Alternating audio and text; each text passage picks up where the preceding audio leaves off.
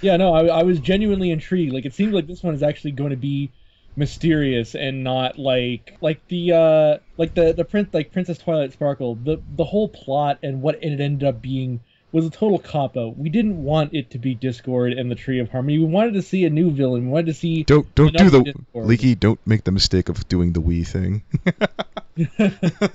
And by we, you mean you. Yes, Well, it's fine. Will you? no, Leaky. Trust me, you don't want to do that. This guy right here in the call can tell you that. I'm guilty of that. My friendship is witchcraft. I'll admit my friendship is witchcraft reviews are horrible. No, I thought you were right. We all think it's shit. Your like and dislike ratio on that is pretty close. You split a nice civil war into the Brony fandom. I'd like to thank all the drama you kicked up there. Talk about eye candy. Jesus. Don't. Funny thing about the friendship is witchcraft review. When I first started off, I was actually the first one to actually do something different with that.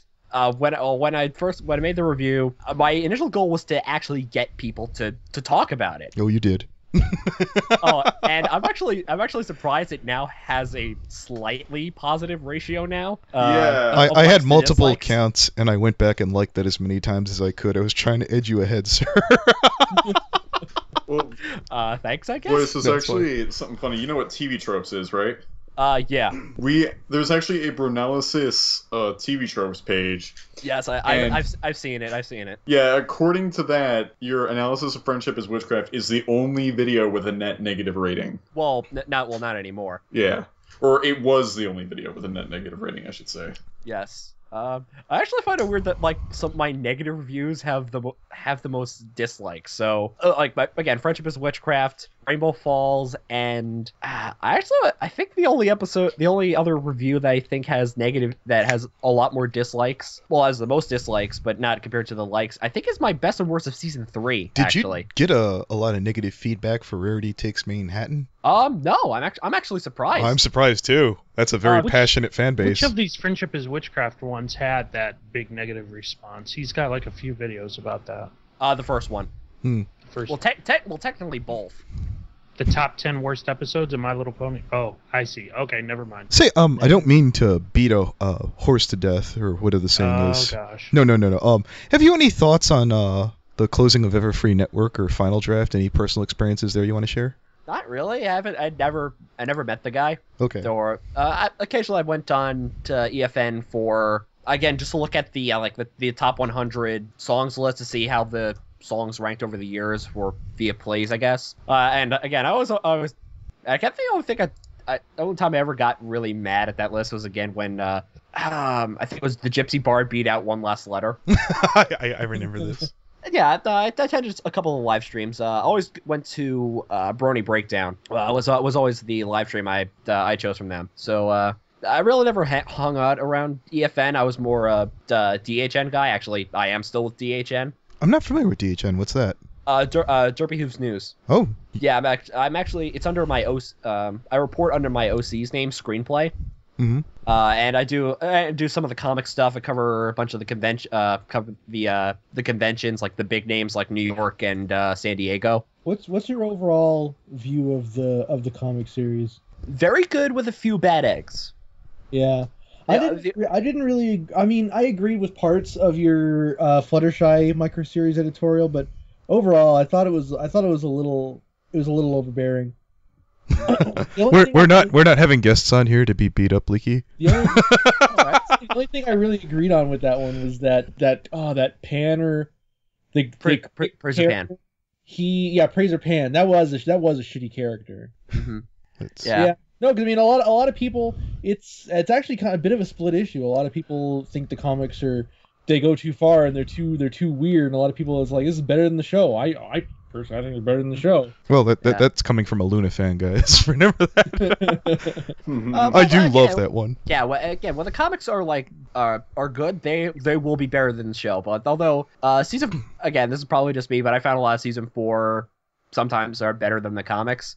Although what's the current secondary series? The Friends Forever series is actually pretty good. Again, with a couple. It had a rocky start, but it's getting better. Yeah, Friends Forever #1, I don't think I have no idea what they were trying to accomplish with that because there was no story. It was so retarded and all over the place. 2 was weird, and then once issue 3 hit, then it started to hit its stride. So then you have the Spike Celestia was good. Again, Ted Anderson, best writer. Then I think the next one was Twilight and Shining Armor. That was all right. And then you had 2 really good ones, which was the Fluttershy Zakora and then Rainbow Dash Trixie, which the Rainbow Dash Trixie one was hilarious. Yeah. The Pinkie Pie Luna issue I'm actually doing a little later. I'm actually gonna do a review of that sometime in the future. But right now I'm currently focused on issue 8 of the micro series, and me and Keyframe are actually tearing that a new one. Forget what that one is again. That was the Applejack rarity story that tried to pay homage to planes, trains, and automobiles. That's one of my favorite ones. I think that one actually is my favorite. Opinions are different. I'm just saying, like. Please don't turn into certain other people that I'm not going to name drop. All right, don't worry. We'll get to. I can't name drop. There's a mod in the call. hey, this mod is cool with everything. I know. I'm just saying. Yeah, I'm using that as this. I'm scapegoating you, Peter, and you're going to take it. Damn it. Voice, do you have any lesser hobbies you're big on? Like something you'd be like, oh, I wish more people were into this. Not that big of a gamer myself. All right, well, I'll ask a different. What's something you wish you had more time for? You're enrolled still, yes? Actually, no. I actually work at a local news station. I'm a studio operator for my local news station on Long Island, and I basically control the cameras, set up the studio for the anchors, change the lights, put water in the cooler. I actually really love that job. Plot twist: it's actually horse news. What? No. That's amazing. Holy crap. Leaky, I'm glad I brought you on. I haven't something embarrassing. I'm out of questions, so if you guys got something. I've got a question for you, Voice, if you don't mind. Sure. Best pony. Ooh, here we go. Compelling and original. If I remember correctly, it's Pinkie Pie, isn't it? Yes, it is. And why? And why? Because she makes me laugh. Haha. Corpulent is a Book Horse fan.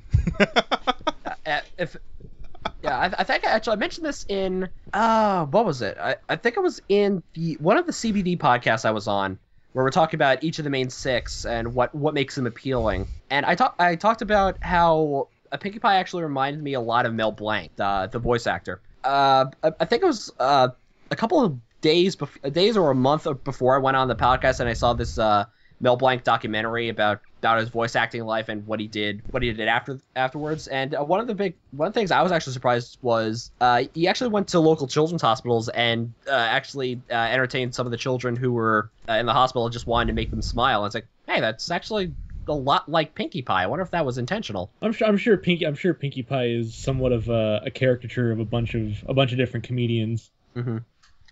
Well, I obviously got the Looney Tunes vibe from not only Putting Your Hoof Down.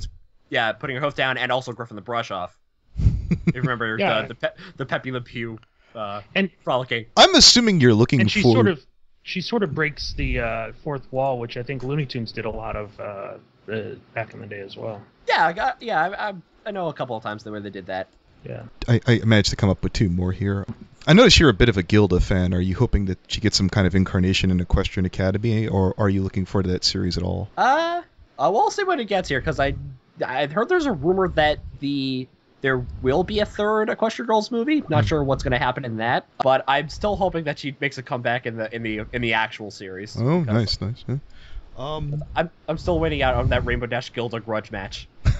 Speaking of rivals, what do you like and what don't you like about CBD, and how would you make it better? Well, I guess one of the big things about CBD is that you need a good balance.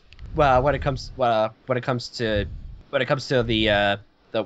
podcast, I know it's been a while since I've been on. Mm-hmm. But I think what's really interesting is that you need a good balance between who's moderating the call. So you have one side, let's for example say, again, Biter is usually the negative side of the argument. You need a really good.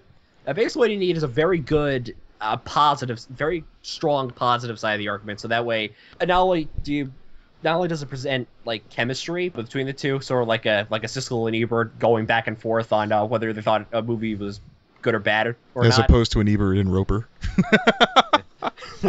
But also one of the big things is making sure that the guests get enough time to say their piece. That was handled very well, thank you.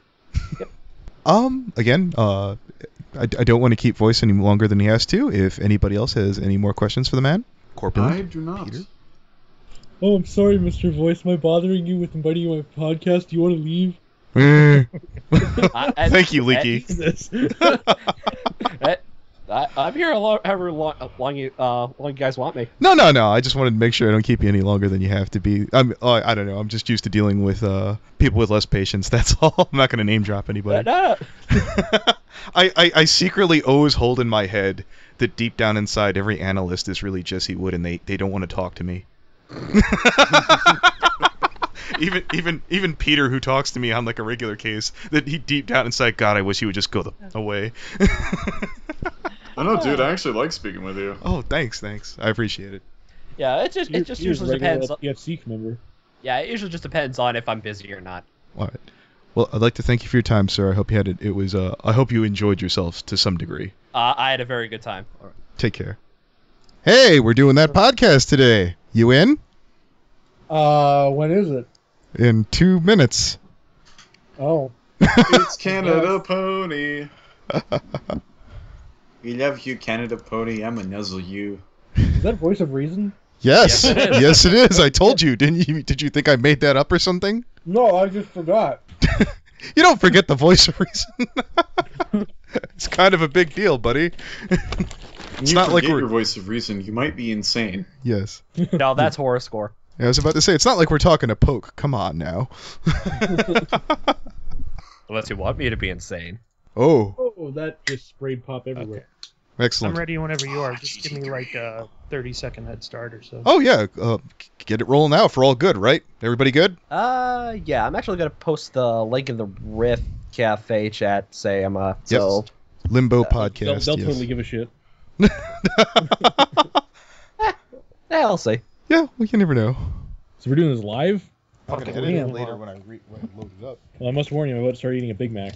Oh. Wonderful. You'll be playing the part of Sheldon today. Make sure that you chew directly into the mic. Is that what Sheldon did last time? No, he always starts off, you hear him like chewing on stuff like Faith pointed out on his podcast, and he's like, congratulations, you started without actually chewing into the mic. He's like, I actually forgot. Yeah, I believe we're live.